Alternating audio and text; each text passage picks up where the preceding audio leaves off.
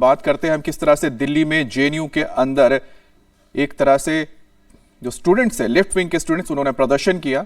दरअसल supreme court की ओर से यूजीसी के नए नियमों पर स्टे लगाने के बाद दिल्ली के जवाहरलाल नेहरू यूनिवर्सिटी में लेफ्ट संगठन के छात्रों ने विरोध प्रदर्शन किया।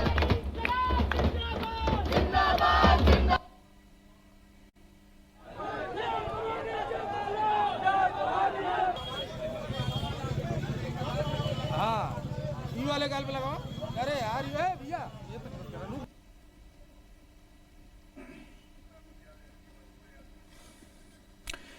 तो आप देख सकते हैं कि किस तरह से कुछ जगहों पर इस फैसले के बाद जश्न मनाया गया, तो दूसरी तरफ जेएनयू में इस रोक के खिलाफ नारेबाजी की गई है। दरअसल यूजीसी की ओर से नए गाइडलाइंस आए गए थे, जिसके अंतर्गत एससी, एसटी, इसके अलावा ओबीसी, महिला और दिव्यांग लोगों के मामले में अगर किसी भी तरह का भेदभाव होता है तो उसके तहत कुछ नियम कानून बनाए गए थे।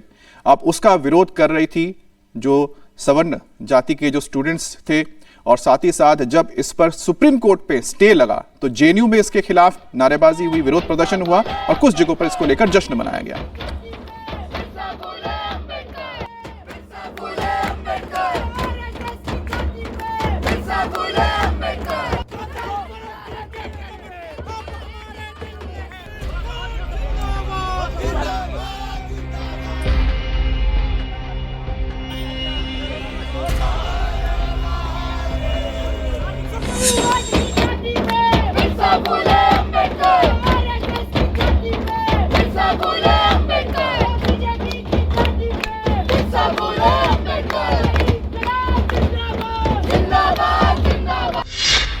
जेएनयू में यूजीसी के नए नियमों के समर्थन में नारेबाजी।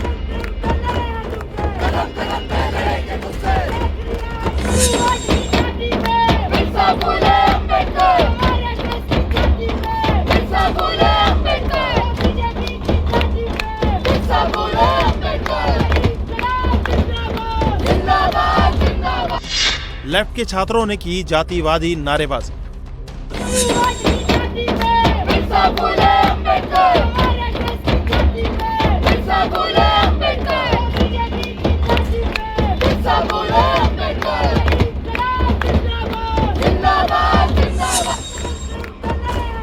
ये नारेबाजी दिल्ली में जेएनयू के कैंपस में हो रही है। नारे लगाने वाले हैं लेफ्ट विंग के छात्र।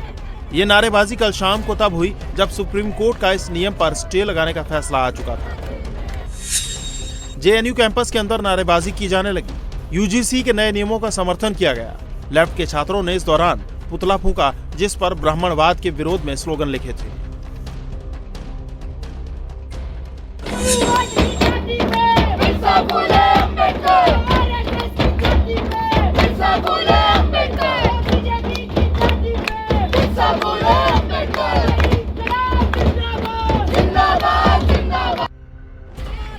जेएनयू में लेफ्ट विंग के छात्रों ने ये नारेबाजी सुप्रीम कोर्ट के उस फैसले के कुछ घंटों बाद की, जिसमें सुप्रीम कोर्ट ने यूजीसी के नए नियमों पर रोक लगाकर सरकार को इसके लिए कमेटी बनाने का सुझाव दिया।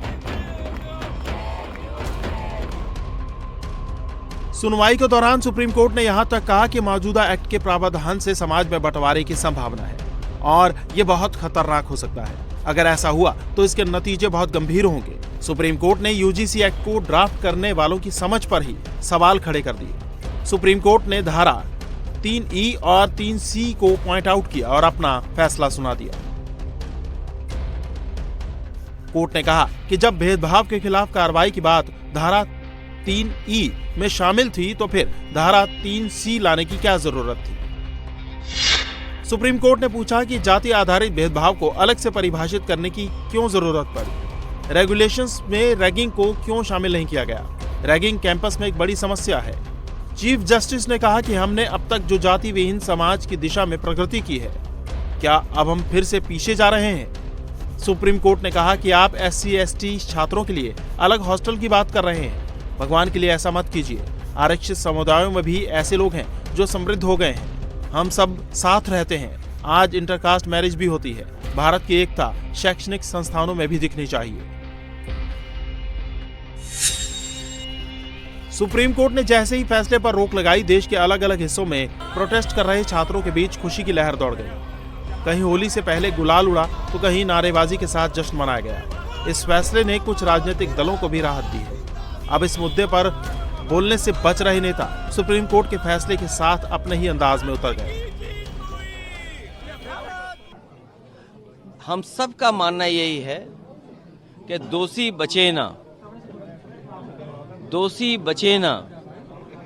और निर्दोष के साथ अन्याय होना। हमने 2012 के रेगुलेशन से क्या सीखा, और जब हमारा संविधान कहता है कि हम कहीं भेदभाव नहीं कर सकते हैं, तो संविधान और जो हमारे तमाम कानून हैं उसके बाद भी भेदभाव होता, अन्याय होता है समय समय पर। कि जो समाज के अंदर भारतीय जनता पार्टी की सरकार आपसी भाईचारा खराब करने के लिए बंटवारे का काम कर रहे थे, पहले हिंदू मुसलमान को लड़ाना, फिर अपने परिवार के लोगों को अंदर करना, अगड़ा पिछड़ा करना, दलित करना, और पूरी तरीके से इन लोगों ने जो काम किया है, मुझे लगता है कि ये बहुत ही दुर्भाग्यपूर्ण रहा है। ये देश सबका है, सबके एक समानता है इस देश के अंदर, और कानून ऐसा बने जो सबको एक समानता के साथ में देखे, चाहे वो अगड़ी जात के हों, चाहे पिछड़ी जात के हों, चाहे दलित हों, चाहे मुस्लिम हों, सबके लिए एक समानता का कानून होना चाहिए। सड़क से लेकर कॉलेज कैंपस तक छात्रों का जश्न चल रहा था। अब तक बैकफुट पर दिख रहे केंद्र सरकार के मंत्री भी सुप्रीम कोर्ट के फैसले की आड़ में सरकार का गुणगान करते हुए विरोधियों पर बरस पड़े। न्यायालय ने जो निर्णय लिया है, न्यायालय को कोटिशत धन्यवाद, क्योंकि नरेंद्र भाई मोदी भारत में कभी विभेद की राजनीति नहीं की है, और देश के अंदर जब शेड्यूल कास्ट का प्रमोशन का आया था कोर्ट में, तो उसका भी समर्थन किया, और ईडब्ल्यूएस को जो आर्थिक दृष्टि से कमजोर, जिसमें सवर्णों को, उसका भी आरक्षण नरेंद्र मोदी ने ही दिया। अरे हमारे लिए तो दाएं हाथ में दर्द हो तो भी तकलीफ, बाएं हाथ में दर्द हो तो भी तकलीफ, क्योंकि हमारे जैसे लोग तो भारतवंशियों के लिए ही जीते हैं, मरते हैं, करते हैं। 17 दिन के अंदर यूजीसी के नियमों पर रोक लगाने के बाद 17 दिन के अंदर यूजीसी के नियमों पर रोक लगने के बाद केंद्र के सामने कई सवाल खड़े हो गए हैं। सबसे बड़ा सवाल तो यह है कि 19 मार्च को अगली सुनवाई के दौरान केंद्र सरकार का क्या रुख रहने वाला है।